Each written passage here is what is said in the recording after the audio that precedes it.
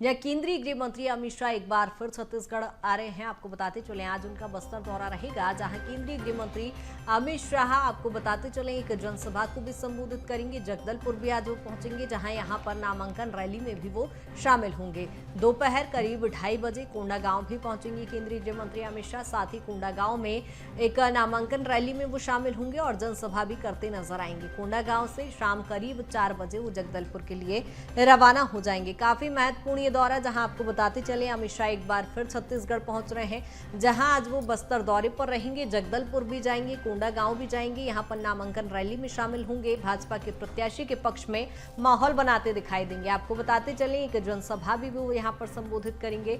लगातार केंद्रीय नेतृत्व का दौरा दिखाई दे रहा है और ऐसे में एक बार फिर केंद्रीय गृह मंत्री अमित शाह छत्तीसगढ़ आ रहे हैं। आपको बताते चले आज बस्तर दौरे पर केंद्रीय गृह मंत्री अमित शाह रहेंगे।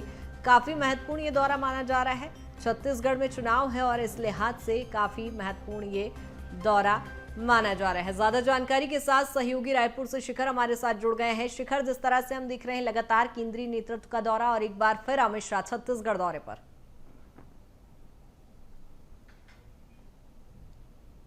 देखिए, अमित शाह आज छत्तीसगढ़ दौरे पर हैं। बस्तर संभाग के दौरे पर केंद्रीय गृह मंत्री अमित शाह रहेंगे और जिस तरह से बस्तर की जो 12 विधानसभा सीटें हैं, फिलहाल सभी विधानसभा सीटों पर कांग्रेस का कब्जा है और जिस तरह से पहले चरण के जो चुनाव होने जा रहे हैं 7 दिसंबर को चुनाव होंगे और जब चुनाव होंगे तो चुनाव को लेकर तैयारियां भी पूरी की जा रही हैं। बीजेपी अपनी जमीन वापस पाने की पूरी कोशिश कर रही है और आगामी दिनों में जो चुनाव होने जा रहे हैं उस चुनाव को लेकर केंद्रीय गृह मंत्री अमित शाह आज बस्तर दौरे पर रहेंगे, जहां जगदलपुर और कोंडागांव में जनसभा को संबोधित भी करते नजर आएंगे। इसके साथ ही नामांकन जो प्रत्याशी हैं उनका नामांकन भरते हुए भी नजर आएंगे।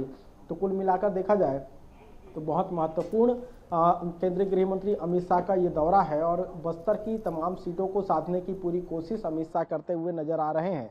इससे पहले की अगर बात की जाए तो अमित शाह अलग अलग जिलों का दौरा करते नजर आए थे। राजनांदगांव बीते दिनों आए थे, उस दौरान भी जनसभा को संबोधित किया गया था। राजनांदगांव जिले के जो तमाम जो विधानसभा क्षेत्र हैं उन क्षेत्रों के प्रत्याशियों के नामांकन रैली में शामिल हुए थे और आज केंद्रीय गृह मंत्री बस्तर संभाग के दौरे पर आएंगे और इस दौरान जो प्रत्याशी हैं उनके नामांकन रैली में वो शामिल होते हुए नजर आएंगे। बिल्कुल, चुनाव नजदीक है और चुनाव नजदीक होने की वजह से साफ तौर पे कहा जा सकता है कि केंद्रीय गृह मंत्री अमित शाह का ये महत्वपूर्ण दौरा है, क्योंकि चुनावी रणनीतियों के तहत अलग अलग जिलों के दौरे पर केंद्रीय गृह मंत्री अमित शाह पहुंच रहे हैं और इसी के तहत बस्तर संभाग के दौरे पर रहेंगे, जहां आम जनता को साधने की पूरी कोशिश केंद्रीय गृह मंत्री अमित शाह करते हुए नजर आएंगे। जी बिल्कुल शिखर, कल हमने देखा कांग्रेस की भी दूसरी सूची जारी हो गई है। ऐसे में अमित शाह का ये दौरा कितना महत्वपूर्ण माना जाए, क्योंकि आज वो जगदलपुर भी पहुंचेंगे, कोंडागांव भी पहुंचेंगे। कितना महत्वपूर्ण ये दौरा हो जाता है, क्योंकि लगातार दिख रहे हैं वो बीजेपी हो या कांग्रेस, राष्ट्रीय स्तर के नेताओं का आने जाने का सिलसिला लगातार जारी है।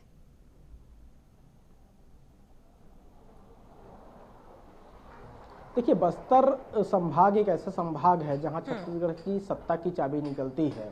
फिलहाल की स्थिति की अगर बात की जाए तो 2018 में जो नतीजे आए थे उस 18 के नतीजे में अगर बात की जाए तो 11 सीटों पर कांग्रेस रही थी और एकमात्र सीट जो है वो बीजेपी निकाल पाई थी, लेकिन उपचुनाव जब हुए तो वो सीट भी बीजेपी के हाथ से चले गई।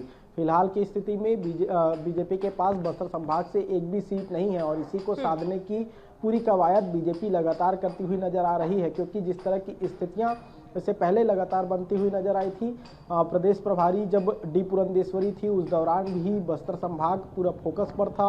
इसके साथ ही जब ओम माथुर प्रदेश प्रभारी बने तो उनका भी एक बड़ा फोकस जो है बस्तर रहा है। बिल्कुल, क्योंकि अमित शाह चुनावी कमान संभाल रहे हैं और चुनावी कमान सब संभाल रहे हैं तो बस्तर भी एक बड़ा फोकस अमित शाह के नज़रों में है और लगातार अमित शाह जो है बस्तर संभाग के दौरे पर भी रहे हैं। इससे पहले भी बस्तर संभाग के दौरे पर अमित शाह पहुंचे हुए थे, जहां जनसभा को संबोधित किया गया था। अब एक बार फिर अमित शाह आज बस्तर संभाग के दौरे पर आ रहे हैं और बस्तर के तमाम जो 12 विधानसभा सीटें हैं उन सीटों को साधने की पूरी कोशिश अमित शाह करते हुए नजर आएंगे, क्योंकि जिस तरह की स्थितियां 2018 में बनी थी, वर्तमान की स्थिति की बात की जाए तो फिलहाल बस्तर में एक भी विधानसभा सीटें जो है बीजेपी के पास नहीं है और इसी खोई हुई जमीन को वापस पाने की कोशिश बीजेपी लगातार कर रही है। रणनीतियों के तहत काम किया जा रहा है, बस्तर की जनता को साधने की पूरी कोशिश की जा रही है।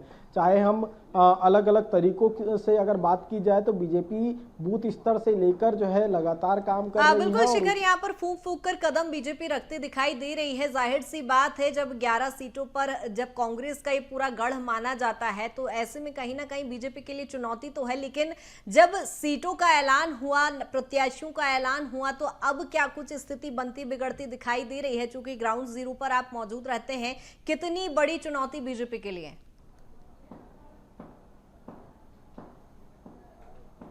देखिए, जो परिस्थितियां फिलहाल बनी हुई हैं, बीजेपी और कांग्रेस दोनों ही पार्टियों के प्रत्याशियों की घोषणा हो चुकी है।